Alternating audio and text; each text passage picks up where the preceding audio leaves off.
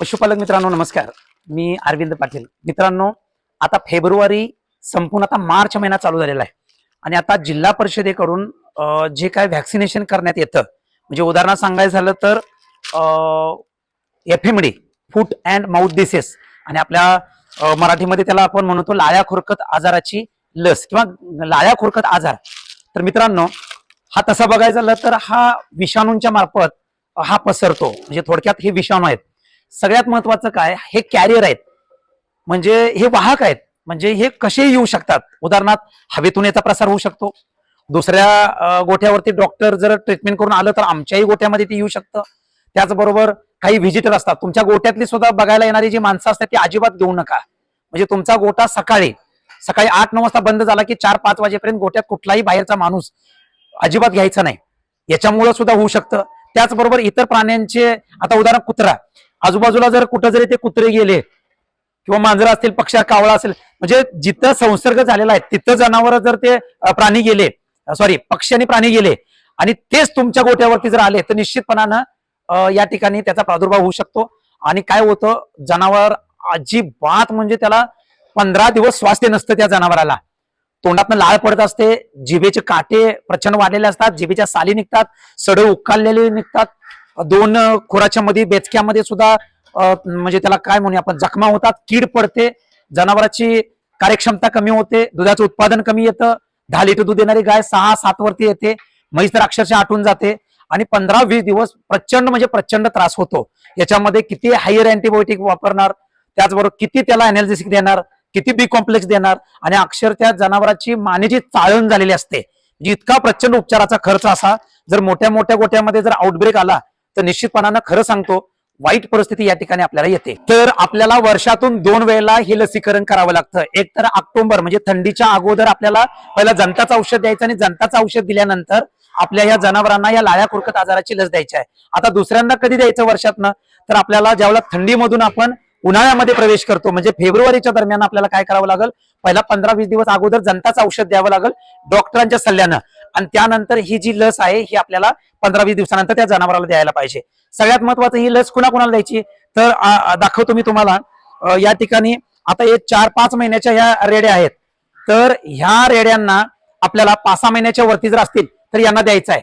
सगळ्यात महत्वाचा विषय काय, त्याच्या आतल्या जर असतील म्हणजे 2 महिने 2.5 महिन्याच्या अजिबात द्यायचं नाही. म्हणजे 4 महिन्याच्या वरच्या सगळ्या रेड्यांना द्या. आणि म्हशीमध्ये सांगायचं झालं तर गाभण म्हशीला चालतं, फक्त व्यायच्या वेळेला जर 1 महिना अगोदर अजिबात द्यायचं नाही आहे. म्हणजे त्याला आपण काय म्हणूया, 8वा महिना संपूर्ण 9वा महिना जर लागला असेल तर त्या जनावराला, त्या गाईला किंवा त्या मुरा म्हशीला अजिबात द्यायचं नाही. कारण कसं असतं, एक तर ती शेवटच्या टप्प्यामध्ये असते, स्ट्रेसमध्ये असते, त्या जर ताप आला किंवा इतर काय प्रॉब्लेम झाला तर 100% कदाचित गर्भपात होईल, होत नाही पण होईल अशी एक शंका असते. म्हणून तर आम्ही आमच्या 10-15 वर्षाच्या ह्या विषयामध्ये अनुभवामध्ये आम्ही असं काही नाही एका कडनं सगळ्यांनाच देतो. त्याच्यामुळे काय होईल, आमच्या गोट्याला व्हिजिटर जास्त असतात, ट्रेनिंगला मुलं जास्त असतात आणि महाराष्ट्रातनं इकडे बाळूमामाच्या क्षेत्राला आलं किंवा इथं पर्यटनाला आले तर पाटलाच्या गोट्यावर पहिला आवर्जून येतात. त्यामुळं आम्ही रिस्क घेतो ती की बाबा सोडणे, बघून या, जावा, शिका.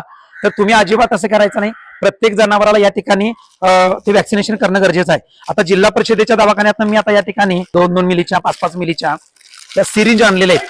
तर आता आणि सगळ्यात महत्वाचं निडल पण आणलेलं आहे, निडलचा बॉक्स आणलेला आहे.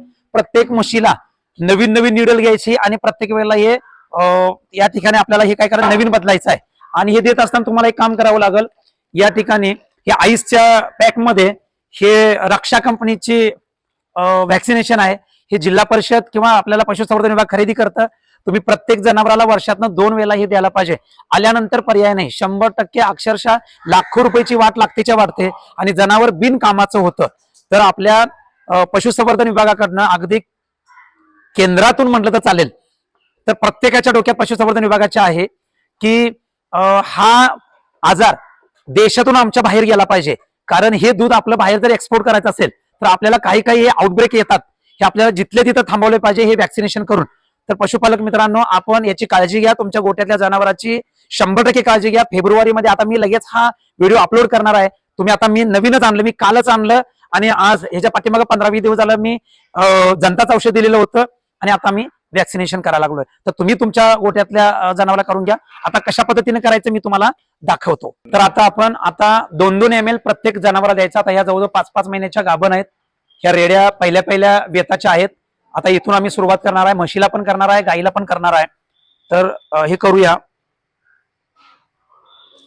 आता हे कसं मारायचं हे पण टेक्निक आहे, तुम्हाला मी दाखवतो.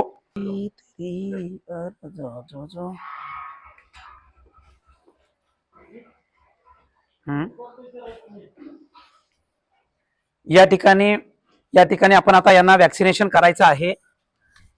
झालं, देऊन झालेलं आहे. अशा पद्धतीने याला प्रॅक्टिस पण लागतं. सगळ्यात महत्वाचा विषय 2-2 ml न आपल्याला या ठिकाणी द्यायचं आहे. ही आता झालेली आहे एक. या ठिकाणी ही दुसरी होईल.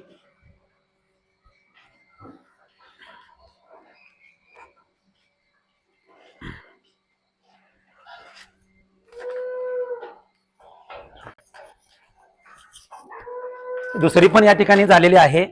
2 झालेले आहेत.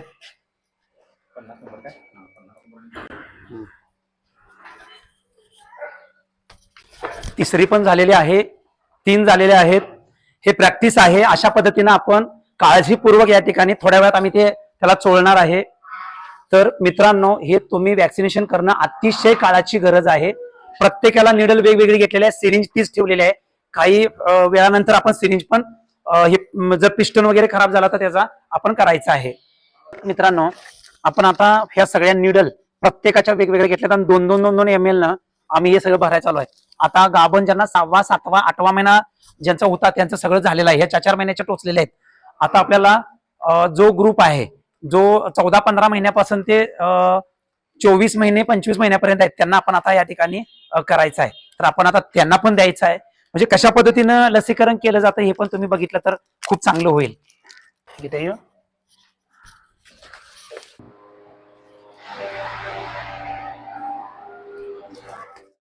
आता म्हशीमधलं काम संपलेलं आहे. आता गायींना वॅक्सिनेशन करणं ही आता काळाची गरज आहे. कारण सगळ्या म्हशीपेक्षा गायीमध्ये गायीची रोगप्रतिकार शक्ती कमी असते.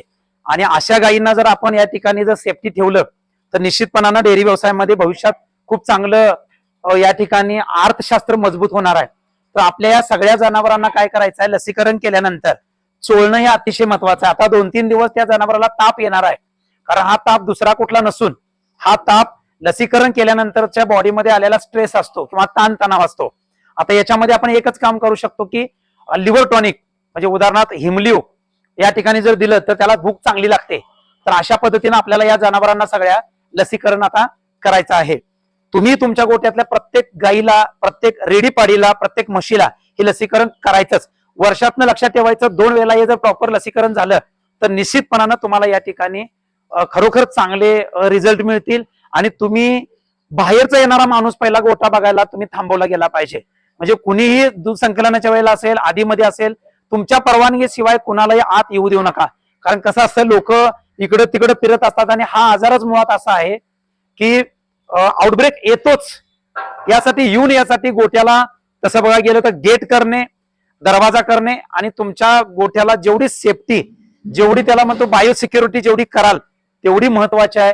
तर आता आम्ही प्रत्येक जनावराला या ठिकाणी देऊन झालेला आहे. प्रत्येक वेळेला निडल वेगळी, प्रत्येक वेळेला सिरिंज वेगळी. तर अशा पद्धतीने आम्ही या ठिकाणी हे वॅक्सिनेशन करत असतो. आता इकडच्या बाजूला हे आहे, आपल्याला आता गाईला द्यायचं आहे. या ठिकाणी आपल्या ह्या जनावराला हे देणं गरजेचं आहे. तर फक्त टोचल्यानंतर जरासं दाबायचं किंवा चोळायचं, जेणेकरून ते मांसामध्ये मिक्स झालं पाहिजे. ह्या गोष्टी अतिशय महत्वाच्या आहेत. तुम्हाला सुद्धा हे बारकाव्यानं प्रॅक्टिस असणं अतिशय गरजेचं आहे. कारण ज्या जनावराला व्यवस्थित आपल्याला त्या जनावराला देता सुद्धा आलं पाहिजे मांसात, आणि चोळायचं आहे. चोळल्यामुळे काय होतं, ती लस पसरते आणि मग त्याला सूज येत नाही. तर ह्या अतिशय महत्वाच्या गोष्टी आहेत. बहुतेक शेतकरी काय करतात, टाळाटाळ करतात. ज्यावेळेला लसीकरण गावाच्या माध्यमातून, संस्थेच्या माध्यमातून किंवा पशुसंवर्धन विभागाकडून ज्यावेळेला केलं जातं त्यावेळेला लोक काय करतात, सूज येते, दूध कमी येतं. दादांनो, 2 दिवस 4 दिवस दूध कमी आलं तरी येऊ द्या, पण हा आजार आपल्या देशातून बाहेर निघू जाऊ द्या. यासाठी तुम्हाला लसीकरण हे करावंच लागणार आहे. अगदी छोट्यापासून मोठ्या जनावरांच्या पर्यंत आहे. तर आम्ही अशा पद्धतीनं डॉक्टरांच्या सल्ल्यानं सुद्धा आम्ही हे सगळं काम करत असतो. हे सगळं काम करत असताना एक जबाबदारी पण असते की जनावराच्या मानेला सुजन येईल, किंवा आता हे मांसानं फुल भरलेलं जनावर असतं, त्याला ह्या ठिकाणी सुद्धा दिलं तर चालेल, किंवा मानेमध्ये सुद्धा दिले तरी चालेल. फक्त मानेचा भाग सुजतो, काहीतरी प्रॉब्लेम होतो किंवा हाड येतं पाठीमागे, त्याला टेक्निकली गोष्टी लागतात. मग ते डॉक्टरांच्या सल्ल्यानं तुम्ही त्या पद्धतीने टोचून घ्या. पण प्रत्येक तरुणाला, महाराष्ट्रातल्या पशुपालकाला माझी विनंती आहे, आपल्या गोट्यातील प्रत्येक जनावराला लसीकरण केलं पाहिजे. मग घटसर्प असेल, फऱ्या असेल, किंवा लाळ्या खुरकत आजाराचे असेल, किंवा थायलेरियाचे आजार असेल, तर तुम्ही हे प्रत्येकानं लसीकरण करायचं आहे. वेळ लावू नका, आणि आपल्या भागात येतच नाही किंवा येणारच नाही असा फाजील आत्मविश्वास कुणी बाळगू नका. प्रत्येक शेतकऱ्यानं आपल्या जनावराला लाळ्या खुरकत आजाराची लस दिली गेली पाहिजे. मित्रांनो, अशाच माहिती आम्ही तुम्हाला पोहोचवत असतो. तुम्हाला जर 2 दिवसाचं प्रशिक्षण जर पाहिजे असेल तर तुम्ही या ठिकाणी 2 दिवसाचं प्रशिक्षण या ठिकाणी घेऊ शकता. दुसरी गोष्ट आहे, तुम्हाला ऑनलाईन पाहिजे असेल तर ऑनलाईन सुद्धा या ठिकाणी घेऊ शकता. तर कसा वाटला व्हिडिओ जरूर कळवा. तुम्हाला जर प्रशिक्षणासाठी यायचं असेल तर स्क्रीनवरती दिलेल्या व्हॉट्सअप नंबरला मेसेज करा आणि प्रशिक्षणाची तारीख, वेळ तुम्ही मागून घ्या आणि आमचं प्रशिक्षण जॉईन करा. धन्यवाद. जय हिंद, जय महाराष्ट्र.